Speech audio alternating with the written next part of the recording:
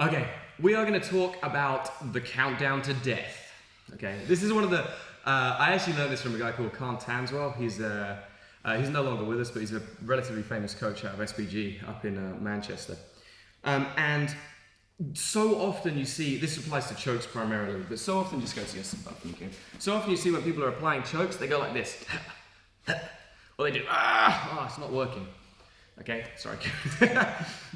It's wrong. Like, a choke, if you think about it, for me to literally knock Kieran out is going to take 6 to 10 seconds if I've got everything perfectly. It's not going to be an instantaneous thing.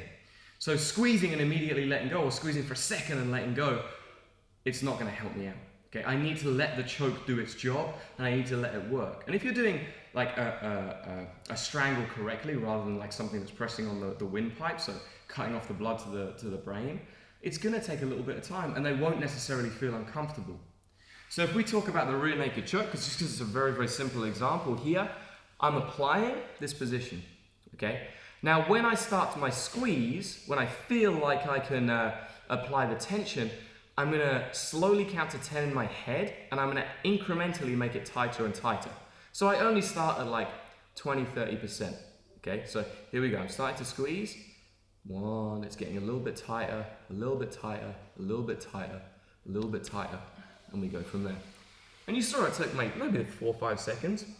But from Kieran's perspective, what it feels like is, number 1, there's no rush, I'm not burning out my arms. And number 2, it feels like that choke is getting tighter and tighter, which it is, it's getting tighter, and like it's never gonna end. So as he's getting more and more oxygen deprived, he's still got this fear of it's gonna get worse and worse and worse, okay? But it also, the other thing that this countdown to death gives you, let's say that Kieran's defending this a little bit. Okay, so he's here, like, I'm pulling, I'm slowing my squeeze, you know, it's not quite working. Okay, we got 9, 10. Once I hit 10, you know I'm probably not in the right position. I can then look at starting to transition to something else, and then maybe start squeezing again and work from there.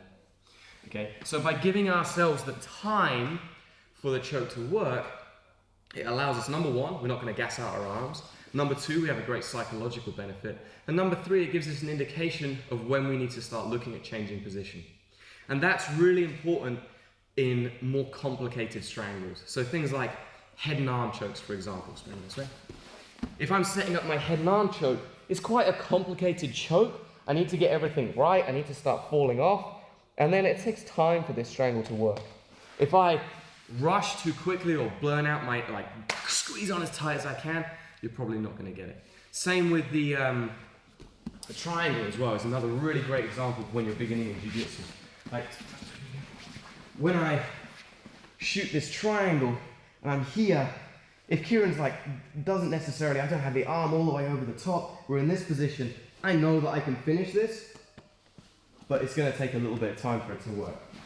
Okay, so the countdown to death is a fantastic way to start allowing your chokes to work, and I guarantee if you start doing that, you're gonna realize that the chokes that you were doing and didn't seem like they were working are gonna work a lot more, and they're gonna be a lot more effective.